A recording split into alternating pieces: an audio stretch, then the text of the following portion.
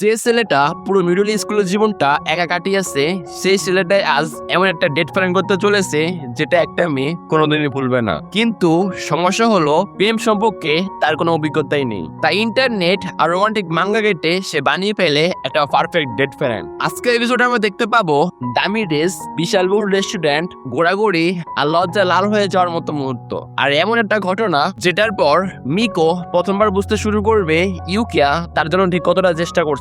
কিন্তু সবচেয়ে বড় প্রশ্ন হলো ইউকিয়া কি আজ নিজের মনের কথা বলতে পারবে, নাকি আবারও সবকিছু মনের ভেতরে রেখে দেবে। আর বন্ধুরা, যখন কেউ সত্যিকারের পছন্দের মানুষের জন্য নিজের সবটুকু দিয়ে চেষ্টা করে তখন ছোট ছোট মুহূর্ত কতটা স্পেশাল হয়ে যায় সেটা এই এপিসোডে দেখলে বুঝতে পারবেন। তো আর দেরি কেন, চলুন শুরু করা যাক one two in this love গেমের এপিসোড নাম্বার 3 কে। শুরুতেই আমরা একটা ফ্ল্যাশব্যাক দেখি। সেখানে দেখা যায় ইউকিয়ার মিডল স্কুলের শেষ দিন। ইউকিয়া মনে মনে বলে, সত্যি বলতে আজ আমার মিডল স্কুলের শেষ দিন, কিন্তু এমন একজনের বন্ধু নেই যার সঙ্গে মন খুলে কথা বলতে পারি। অন্যদিকে মিকো ছিল ক্লাসের সবচেয়ে জনপ্রিয় মেয়েদের মধ্যে একজন, তার চারপাশে ছিল অনেক বন্ধু বান্ধব। স্কুল ছুটির সময় সবাই তাকে বিদায় জানাচ্ছিল। মুহূর্তটা ছিল খুবই আবেগঘন। এসব দেখে ইউকিয়ার খারাপ লাগতে থাকে। সে ভাবতে থাকে আমারও যদি এরকম বন্ধু হতো। এরপর সে একা একাই বাড়ির দিকে রওনা দেয়। ঠিক তখনই হঠাৎ দৌড়াতে দৌড়াতে সেখানে এসে পৌঁছায় মিকো। মিকোকে দেখে ইউকিয়া অবাক হয়ে যায়। সে জিজ্ঞাসা করে, কি হয়েছে, এভাবে দৌড়াচ্ছ কেন? মিকো হালকা হাসি দিয়ে বলে, আজ তো আমাদের মিডল স্কুলের শেষ দিন, তাই ভাবলাম আজ তোমার সঙ্গে একসঙ্গে বাড়ি ফিরবো। এই কথা শুনে ইউকিয়া একদম চুপ হয়ে যায়। সে মনে মনে ভাবে, আমি কখনো ওকে এভাবে গুরুত্ব দেইনি, কিন্তু ও আমার কথাটা এতটা ভাবে। শুরু থেকে আজ পর্যন্ত মিকো একমাত্র মানুষ যে সবসময় আমার পাশে ছিল।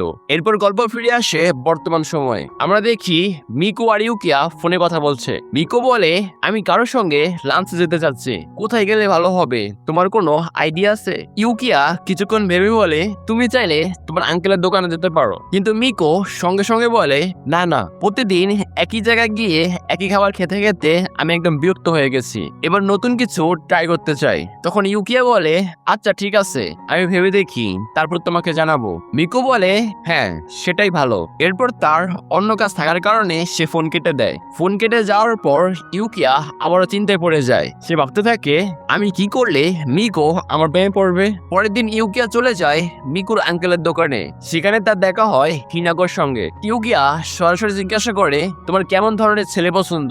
হিনামি বলে, আমার তো ধনী ছেলেই পছন্দ, যে আমাকে ইচ্ছে মতো শপিং করতে পারবে। কথাটা শুনে ইউকিয়া হতভম্ব হয়ে যায়। সে বলে, তুমি এমন কেন ভাবো? তখন হিনামি ব্যাখ্যা করে, আসলে টাকা বিষয় না, বিষয়টা হলো তুমি যার জন্য অনুভব করো তার জন্য কতটা চেষ্টা করতে পারো, তাকে কতটা খুশি করতে পারো, কতটা বিশেষ অনুভব করাতে পারো। হিনামির কথা শুনে ইউকিয়া গম্ভীর চিন্তায় পড়ে যায়। কিন্তু সমস্যাটা হলো সে কথার আসল অর্থটা ঠিকমতো বুঝতে পারছে না। বরং সে মনে করে মিকোকে ইমপ্রেস করতে হলে আমাকে অনেক টাকা খরচ করতে হবে। সেদিন রাতে ইউকিয়া নিজের ঘরে বসে অনেকক্ষণ ধরে ভাবতে থাকে। তার মাথায় শুধু একটাই চিন্তা, কিভাবে একটা পারফেক্ট ডেট প্ল্যান করা যায়। অবশেষে সে মিকোকে ফোন করে বলে, তুমি তো রবিবার বের হতে যাচ্ছিলে তাই না? মিকো অবাক হয়ে বলে, হ্যাঁ কেন? ইউকিয়া কিছুটাই দ্বিধায় পড়ে যায়। তারপর সাহস করে বলে, তাহলে রবিবার আমার সঙ্গে দেখা করো। কথাটা বলে সে তাড়াতাড়ি ফোন কেটে দেয়। আর ফোনের ওপাশে মিকো ফুরফুরি স্থির হয়ে যায়। তার গাল লাল হয়ে যায়, কারণ তার কাছে ব্যাপারটা একটা ডেটের আমন্ত্রণের মতোই জানায়। মিকো মনে মনে বলে, ইউকিয়া কি আমাকে ডেটে ডেকেছে? তবে মজার ব্যাপার হলো সেদিন ছিল বুধবার আর তাদের দেখা হওয়ার কথা ছিল রবিবার। কিন্তু মিকো এখন থেকেই প্রস্তুতি নিতে শুরু করেছে। কি পোশাক পরবে, চুল কেমন রাখবে, কিভাবে কথা বলবে, সবকিছু নিয়ে সে ভীষণ চিন্তিত। এমনকি পরীক্ষার আগেও সে এতটা নার্ভাস হয়নি যতটা এখন হচ্ছে। অন্যদিকে ইউকির অবস্থাও ভালো ছিল না। সেও ভীষণ নার্ভাস হয়ে পড়ে। সে বুঝতে পারছিল না মিকোকে কোথায় নিয়ে যাবে, কি করবে, কি করলে সে খুশি হবে। প্রথমে সে ইন্টারনেটে খোঁজ করতে শুরু করে পারফেক্ট ডেটে কোথায় যাওয়া উচিত। এরপর সে রোমান্টিক মাঙ্গা পড়তে শুরু করে আর সেখান থেকেই ডেটের পুরো পরিকল্পনা কপি করে নেয়। অর্থাৎ মাঙ্গার নায়ক নায়িকা যেভাবে ডেটে যায় ইউকিয়াও ঠিক সেভাবে করতে চায়। অবশেষে রবিবার চলে আসে। ইউকিয়া আগে থেকেই নির্ধারিত জায়গায় পৌঁছে যায়। কিছুক্ষণ পর মিকো সেখানে আসে আর তাকে দেখেই ইউকিয়ার চোখ একদম স্থির হয়ে যায়, কারণ আজ মিকোকে অসাধারণ সুন্দর লাগছিল। তবুও সে বলে, তুমি এটা কি পড়েছো?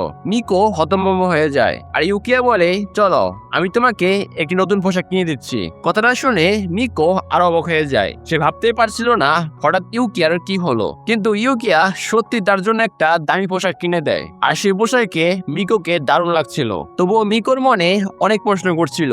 সে জিজ্ঞাসা করে, আজ তোমার হঠাৎ কি হয়েছে? কিন্তু ইউকিয়া শুধু এটা বলে, এসব নিয়ে ভাবো না, তোমাকে আজ খুব ভালো লাগছে। এরপর তারা পরবর্তী গন্তব্যে যায়, একটি দামি রেস্টুরেন্টে। সেখানে ঢুকে মিকো ভীষণ অস্বস্তি বোধ করে, কারণ জায়গাটা ছিল অত্যন্ত বিশাল মহল। সে আস্তে করে বলে, তোমার কি মনে হয় আমরা এই জায়গার জন্য একটু বেশি ছোট না? ইউকিয়া হেসে বলে, এসব নিয়ে ভেবো না, আর শুধু তুমি মজা করে খাও। কিছুক্ষণ পর খাবারগুলো পরিবেশন করা হয় আর খাবারগুলো ছিল অসাধারণ। মিকো খুশি হয়ে যায় আর তাকে খুশি দেখে ইউকিয়ার মনও ভরে যায়। খাবার শেষ করে তারা যায় ওয়ান্ডারল্যান্ডে।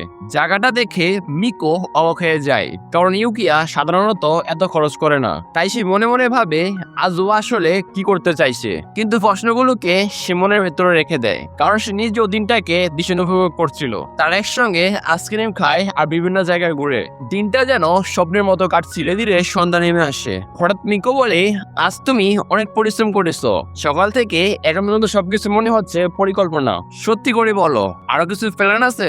ইউকিয়া হালকা আসে, তারপর বলে, হ্যাঁ আছে, কিন্তু তার আগে তোমাকে চোখ বন্ধ করতে হবে। কথাটা শুনে মিকো বিনা প্রশ্নে চোখ দুটো বন্ধ করে ফেলে। ইউকিয়া ধীরে ধীরে তার কাছে এগিয়ে যায় আর তারপর তার মাথায় একটা সুন্দর মুকুট পরিয়ে দেয়। একদম রূপকথার রাজকুমারীর মতো লাগছিল।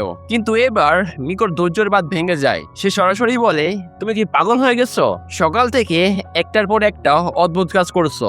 দামি পোশাক কিনে দিলে, দামি রেস্টুরেন্টে নিয়ে গেলে, এখন আবার মুকুট পরিয়ে দিলে। তারপর সে বলে, সত্যি করে বলো, তোমার আসলে কি হয়েছে? প্রশ্নটা শুনে ইউকিয়া কিছুক্ষণ চুপ থাকে। তারপর সে বলে, আমি এমন একটা ডেট বানাতে চেয়েছিলাম যেটা তুমি কখনোই বলতে পারবে না। কথাটা মুখ থেকে বের হতেই ইউকিয়া নিজেও বুঝতে পারে সে বড় ভুল করে ফেলেছে, কারণ সে নিজেই এই আউটটিকে ডেট বলে ফেলেছে।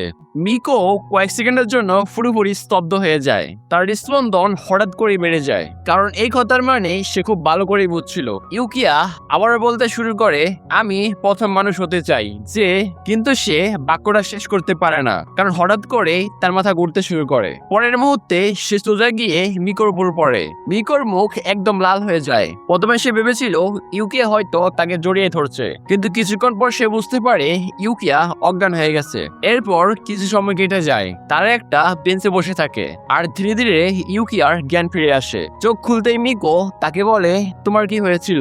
ইউকিয়া মাথা চুলকিয়ে বলে, আমি গতকাল একদমই ঘুমাইনি, তাই হয়তো হঠাৎ মাথা ঘুরে গেছে। মিকো তখন বলে, আমি বুঝেছিলাম, রাতে অনেকক্ষণ পর্যন্ত তোমার ঘরের আলো জ্বলতে দেখেছিলাম। আমি ভেবেছিলাম তুমি ভিডিও গেম খেলছো।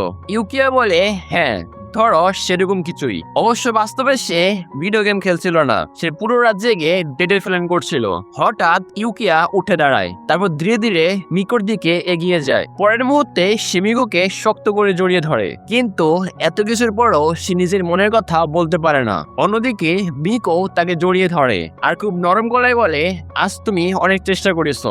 সত্যি বলতে তোমার সব পরিশ্রম আমার খুব ভালো লেগেছে, আর আজকের ডেটটাও আমি খুব উপভোগ করেছি।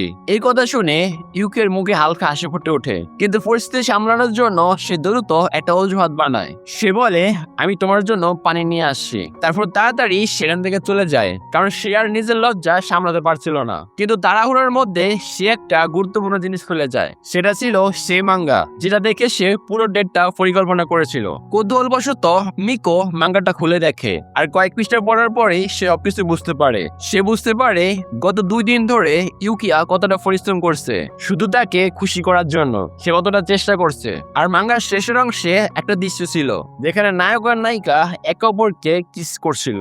সেই দৃশ্য দেখে মিকোর মুখ আবার লাল হয়ে যায়। সে মনে মনে বলে, 1 মিনিট, ইউকিও কি এমন কিছু করতে চেয়েছিল?